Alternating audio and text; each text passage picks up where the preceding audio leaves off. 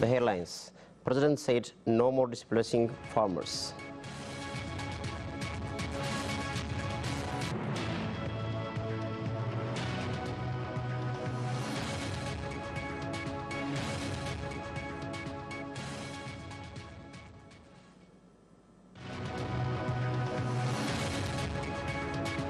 And from abroad, 270,000 displaced by fighting in the southwest.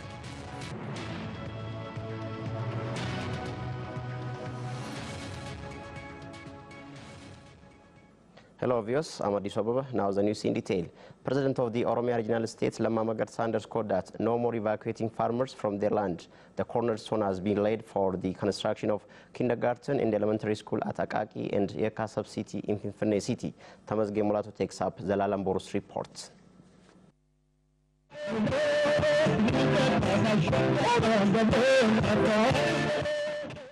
In the past years, farmers of the Oromia Special Zone surrounding Finfinne have been evacuated from their land due to the expansion of the city. The farmers was exposed to different problems. Their children lost education access due to transferring from one place to the other place. To solve the long-standing problem, the Oromia Regional States and Finfinne City Administration have agreed to construct a school in Akaki and Eka sub-cities. President of the Oromia Regional States, Lamma Magarsa, and Mayor of Finfinne City Administration, Diriba Kuma, have laid a cornerstone for the construction of kindergarten and elementary school in the sub-cities. President Lamma on the event said the construction of the projects have significant role to improve the farmers' life. Qonnaan bultoonni keenyaa fi akkasumas dargaggoonni keenya projektii guyyaa har'aa qophaa'e kana isiniif jedhamee ijaaramu kanaan jireenyi keessan akka inni fooyya'u godhuudhaaf you, our farmers and youth, with the project that is going to be built, your life could be improved. To realize this, huge works have been undertaken, and we have agreed to put the cornerstone today. The president noted that the Oromo farmers should engage into trade beyond farming and leading his life only in agriculture. Qonnaan bulaan keenya keessumaayyuu dargaggoonni keenya jabaannee hojjennee bara baraan rakkina faarsaa bara baraan. Our farmers, especially our youth, have to work hard to beat poverty and improve your living condition. If you do so, you can change your life and environment. So I encourage you to work hard. Mayor of Finfinne City Administration, Diriba Kuma, for his part, underscored that due to the expansion of the city, the life of the surrounding farmers has been disrupted. In order to rehabilitate the farmers, city administration has done a lot, Diriba added. Magala Finfinne keessatti Projektoota agro-industrii zoon kan jedhu yookaan mandara agro-industrii 5 ijaaruudhaaf karoora kan qabanne. We have planned to construct 5 agro-industry zones in Finfinne City. To realize this, we have allocated billions of birr. We have finalized its research and design, and we have signed an agreement with contractors. We have also planned to construct a Oromo schools in all subsidiaries. The city administration has identified that in the last 26 years, more than 6,500 households were evacuated from their own land, and it has been working to rehabilitate them in every aspect. Residents of the area expressed their happiness over the construction of the school in their area. Head of Opidio Central Office, Adanech Abeebe, said that the newcomer leaders should have the sense of public servitude. The training has been underway for about 2,500 newly appointed leaders across Oromia here in Adama town. Mukhtar Haji has the detail. The Oromia Regional State Government has been taking different measurements to respond to the public complaints on lack of good governance committed in the region over the past 2 decades. Representing the executive bodies with the new one is among the bold measurements. On the move, the Oromia Leadership Academy has been providing a leadership training on science-based managerial system for more than 2,500 individuals in Adama town. Head of the Opidio Central Office, Adanech Abeebe, on the event said the current executive should understand the situation to provide proper solution to the recent public questions. When we think of you as a new leaders, the main target is not to change the executives from place to place, but to create the advanced leaders that could understand the situation, with holding the ability and art to lead and manage the changes in this turning point in our country. She said every individual should know why he or she has been in the position.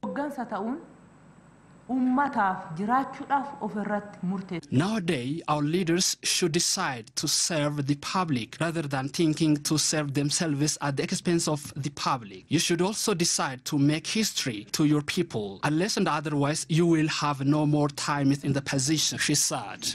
Adanich restated that the leaders would have to be sensitive toward demobilizing the public to realize and ensure development while avoiding impediments on the movement. She said the new leaders should work in ways different from the usuals that cause failures in the country. The Korean International Youth Fellowship and the Oromia Regional State have signed a memorandum of understanding to provide various training to the youth in the region. Olkaba Wendimu has more.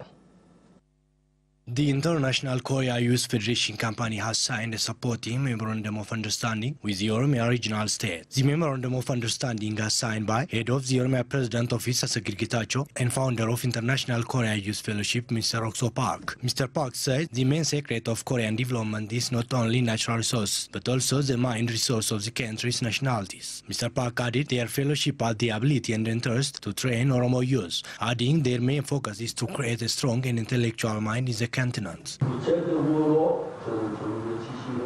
By considering our today's agreement, we have decided to train individuals in the region. Our main focus will be on elementary school, high school, different colleges and universities, as well as government employees and the others too. Head of the Oromia President Office Asagir Getachew for his part said youth should train well in order to develop the country, adding his government will work to solve the problem of youth in the region, and the training which the Korea International Fellowship ready to train youth has special importance and application. The company has provided the training for many years in the country. They have a good experience over the training. I hope that their training will push our youth to have a special experience over it. The Oromia Regional State President Office also thanks the delegation of Korean International Fellowship Company and rewarded different gifts. Political science scholars from Olega and Ambo universities appreciate the call made to contesting political parties as it is an indicator of good democratization process. Soricha Kabanicha reports. The scholars stated that different measurements taken to broaden democratic space in the country is what have to be appreciated. Compared to the past, the current political system is better. Especially, it is very crucial time for Oromo people as the change is led by them. They have to think the way to nurture and protect the golden opportunity which leads the country for more better democracy and development. As we are seeing and the world community are observing that our country is registering unexpected change, especially in honor of Africa, the change led by the transformational leader Dr. Abiy Ahmed attracted the regional attention.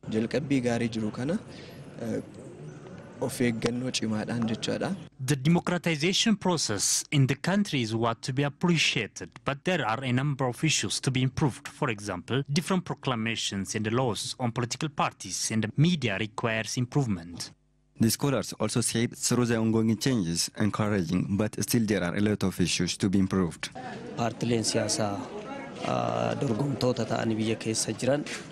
Contesting parties have to work attentively on the issues benefit the people. They have to work to be an alternative political party. They have to work on the means that the democracy is strengthened. They also suggested that contesting political parties should work on the common interest of large public by minimizing the gap with the leading party.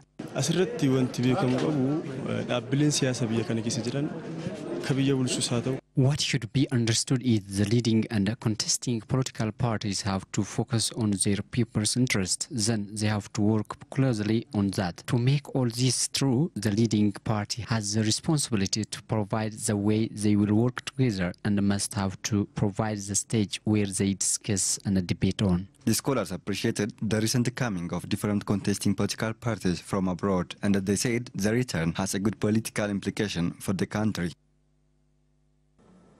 Ethiopian Airlines said it has taken delivery of the largest B737 MAX fleet in the continent today. The B737 MAX 8 features the new Boeing Sky interior highlighted by modern sculptured side walls, and the window reveals LED lighting that enhances the sense of spaciousness, ultimately boosting customers' experience. The environmentally friendly aircraft has minimal carbon emission and consumes 50% less fuel than the 737 NG. According to a press release, the airline sent to FBC today. Ethiopian Airlines Group CEO Mr. Tolde Gebremariam said, "It is an immense honor for all of us as Ethiopians to reach this milestone a few days after we colorfully marked our 100 fleet milestone, and the latest acquisition is an affirmation of our continuing pioneering role in African aviation and the successful implementation of our fast, profitable and sustainable growth plan, Vision 2025. With this delivery of the new ultra-modern aircraft, Ethiopia's fleet of Boeing airplanes grows to 73 jets, including the 787 Dreamliner, 777, 737 MAX, and the 757 and 767. Ethiopian Airlines continues to fly at the forefront of Africa's commercial aviation industry by operating the most advanced airplanes, said Marty Benrut, Boeing sales vice president for the Middle East, Turkey, Russia, Central Asia, and Africa. FBC website reported.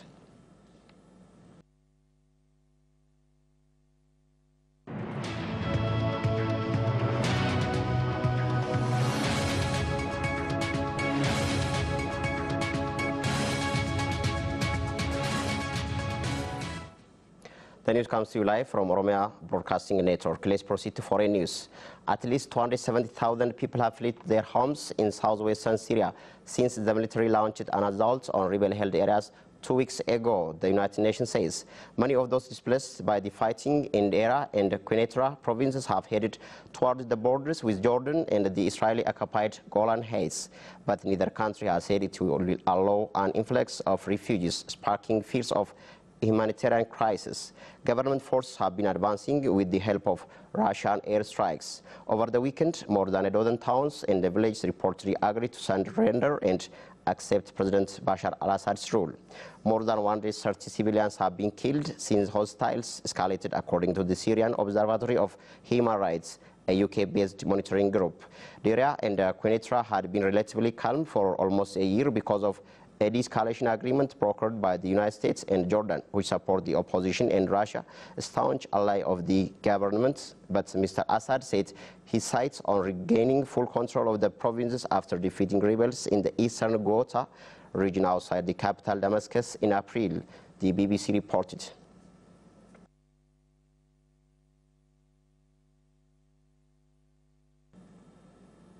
That brings us to the end of this edition. Thank you for watching and have a nice time with the remaining OBN Voice for the People's programs.